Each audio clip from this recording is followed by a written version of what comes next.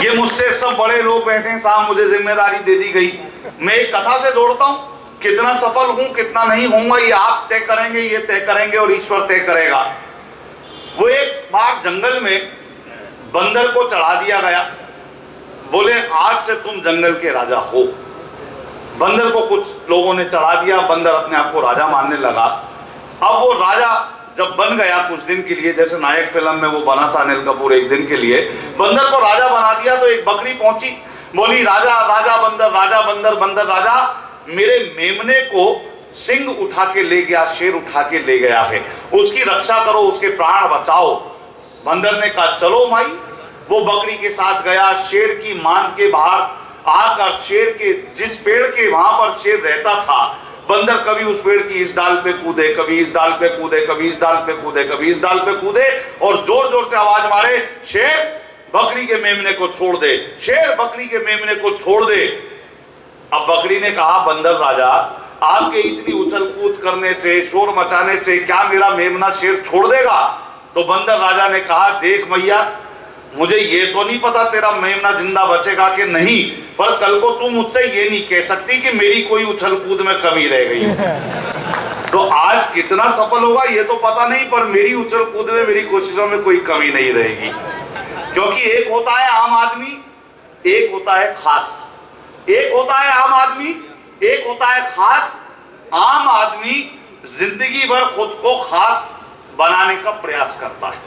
आम आदमी जिंदगी भर खुद को खास बनाने का प्रयास करता है और खास खुद को आदमी ही नहीं मानता। खास खुद को आदमी ही नहीं मानता। पट्टा ये भी नहीं जानता कि आम हो या खास, आदमी में एक ही होती है श्वास। आम हो या खास, आदमी में एक ही होती है श्वास, रक्त, धमनी और नाड़ी। तो अनाड़ी फिर किस लिए आम और खास में इतना तर्क वितर्क होता है? अगर होता है तो दोनों में सोच का फर्क होता है। तो आइए आज अपनी सोच को और आम और खास को मिलाकर चलें। बहुत अच्छा लग रहा है, नारी शक्ति आई, ये तमाम बड़े कवि बैठे हैं साहब। मैं कभी अपनी तुलना इन सब बड़े कवियों से करता हूँ, डॉक्टर साहब से करता हूँ, गजराज जी से करता हूँ, और अपने भाई सिकरवार, अर्जुन सिसोदिया, बलबीर सिंह जी, तुषा और मोनी, इन सबसे जब तुलना करता हूँ मुझे लगता है ये मुझसे बड़े हैं, ये मुझसे कलम में बड़े हैं, अनुभव में बड़े हैं, आयु में बड़े हैं। मैं इन सबके बीच में केवल एक छोटी सी कलम हूँ। ऐसा लगता है कि जैसे ये 1,000 और 500 के नोट हैं और मैं इनके बीच में केवल 10 रुपए का नोट हूँ। वो बात अलग है कि आजकल बाजार में जितने भी नकली नोट चल रहे हैं सब 1,500 के। बच्चे आ रहे हैं, माँ बाप यहाँ बैठे हैं, बच्चे कहाँ से आ रहे हैं ये बड़ा शोध का विषय है। और बच्चे तो आजकल पैदा ही नहीं हो रहे, पेंटियम 8 प्रोडक्ट पैदा हो रहे हैं विंडो 8 वर्जन में।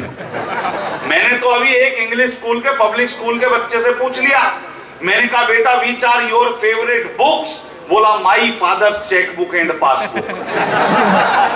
तुम तो कमाई करते रहो, बच्चे चेकबुक और पासबुक को ही गल्ला समझ रहे हैं। एक और बच्चे से पूछ लिया पिछले दिनों, मैंने कहा बेटा भारत में सबसे ज्यादा बर्फ कहाँ गिरती है? बोला सर विस्की के गिलास में। कई लोग बड़े आनंद से उछले, उन्हें लगा ये हमारा बच्चा ही हो सकता है। गर्ग साहब भी मुस्कुरा रहे हैं। वो जाम की बात कर रहे थे साहब, होता ऐसा कुछ नहीं है। सुबह का अपना मजा है, शाम का अपना मजा। सुबह का अपना मजा है, शाम का अपना मजा, जूस का अपना मजा है, जाम का अपना मजा। जूस अच्छा ये वही लोग बजा रहे हैं जिनको पता है कि जाम, असली जाम क्या होता है। वो जो पहले बजा रहे थे वो बस वाले जाम के थे, क्योंकि मेन जाम वाले चूजी आदमी होते हैं। अच्छा ये तो हरियाणा में हूँ साहब, मैं भी फरीदाबाद से आपके बीच में हूँ। केवल आपको जोड़ता हूं ताकि आपकी मानसिकता इन कवियों के लायक हो जाए और हम कभी आपके लायक हो जाएं। अच्छा आदमी क्या है, जाम वाली बात चली, वहीं से बात करता हूं। वो जाम लेने वाला आदमी अपने आप को किसी से कम नहीं मानता। वो एक दिन उसकी पत्नी ने कहा, बोले तुम क्यों पी के आते हो? उस आदमी का नाम था गोपी। बोला मेरा नाम ही है गोपी, लोग मुझे कहते हैं गोपी गोपी, गो का मतलब जा, पी का पी। मैं जाता हूँ पी आता हूँ। बोली तुम कल क्यों पी के आए? बोले डॉक्टर साहब ने कहा था दवा दारू लो। बोले फिर?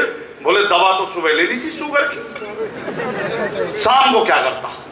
बोले उससे एक दिन पहले क्यों पी के आए? बोले वैद्य जी ने कहा था। बोले क्या कहा था? वैद्य जी ने कहा था देसी इलाज करो। बोले क्या कहा था वैद्य जी ने? बोले वैद्य जी ने कहा था आजवाइन लो। एक बात समझ आ जाए तो पूरी तालियां। बोले वैद्य जी ने कहा था देसी इलाज करो। बोले क्या बताया? बोले आज वाइन लो, आज वाइन लो। तो वाइन लेके आया। उससे एक दिन पहले क्यों पी के आया? तेरे बच्चों की वजह से। बच्चों ने कब कहा पी के आओ? भाई दिवाली नजदीक आ रही थी, बच्चों को रॉकेट छोड़ना था, घर में खाली बोतल नहीं थी। उससे एक दिन पहले क्यों पी के आया? वो भी लगी हुई है पीछे। उससे एक दिन पहले क्यों पी के आया? तेरे पिताजी की वजह से। मेरे पिताजी ने कब कहा? बोले तेरे पिताजी ने जब तेरा हाथ मेरे हाथ में दिया तो मुझसे कहा अब लड़की तुम्हारी हुई, तुम दोनों मिलकर घर बार संभालो। घर तो तू संभाल ही नहीं है।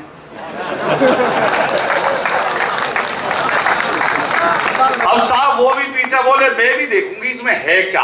वो भी चली गई साहब। अब वो भी ले गया, लेके जाके उसने ऑर्डर दिया 3-4 गिलास। बोली देखो मैं सिर्फ ये जानने के लिए आपके साथ बैठ के इस गंदी चीज को पीना चाहती हूँ कि इसमें आखिर ऐसा है क्या जो रोज पीते हो। अब उसने कहा बोले मुझे आशीर्वाद दो, मैं पहली बार तुम्हारे सामने ये गुस्ताखी, ये धृष्टता करने जा रही हूँ। अब वो भी ठेठ था साहब, गुहाना के आसपास कहीं रहा होगा। बोले सदा टुन्न भाव, सदा बेवड़ी भाव, भगवान करे तुझे सोनी साहब का अद्धा भी लग जाए। तो कई बार हो जाती है दिक्कतें। लेकिन साहब हम जिस जाम में रहते हैं, हम किस जाम में रहते हैं, ये तमाम कभी तमाम यात्राओं के बाद, तमाम रात भर की यात्राएं, रात भर के प्रोग्राम करके जब आपके बीच में आते हैं तो हमें आपकी तालियों का नशा होता है, हमें अच्छे श्रोताओं के, सुनने वालों का नशा होता है। लेकिन हमें जो नशा होता है वो ये होता है कि भले ही मद में रहते हैं मगर हम हद में रहते हैं। भले ही मद में रहते हैं मगर हम हद में रहते हैं। परिंदे आसमां पर भी जमी की जद में रहते हैं। परिंदे आसमां पर भी जमी की जद में रहते हैं। हमारी उनसे बनती है जो अपने कद में रहते हैं। हमारी उनसे बनती है जो अपने कद में रहते हैं। उन्हें जनता से क्या मतलब, वो जो संसद में रहते हैं। तो साहब नारी शक्ति की बात कर रहा था। महिलाएं वास्तव में बहुत तरक्की करी महिलाओं ने। आकाश की ऊंचाई हो या सागर की गहराई, महिलाएं सफलता के झंडे चारों ओर गाड़ आई। आकाश की ऊंचाई हो या सागर की गहराई, महिलाएं सफलता के झंडे चारों ओर गाड़ आई। सफलता की राहों पर कई पुरुष रह गए अभागे, महिलाएं निकल गई आगे। कई तो इतनी आगे निकल गई भाई आज तक लौट के घर ही नहीं आई। इतनी भी तरक्की मत करना, घर वाले बाट जोतते रहे, कितनी निकलेगी भाई।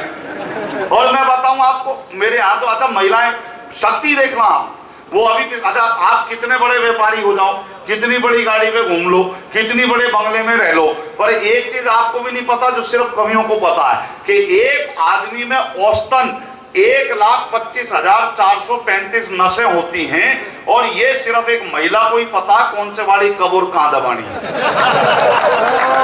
वो अभी मेरे एक दोस्त का ब्याह हुआ, पीछे शादी हुई उसकी, तो अगले दिन दुल्हन को विदा करके लाना था। दुल्हन को विदा करके लाना था। दुल्हन को विदा करके लाने लगे तो दुल्हन रोने लगी। तो देख के मेरा दोस्त जो दूल्हा था वो भावुक हृदय था, वो भी रोने लगा। मैंने कहा भाई तू क्यों रो रहा है? बोले ये क्यों रो रही है? मैंने कहा इसकी तो शादी हुई है। बोले वो तो मेरी भी हुई है।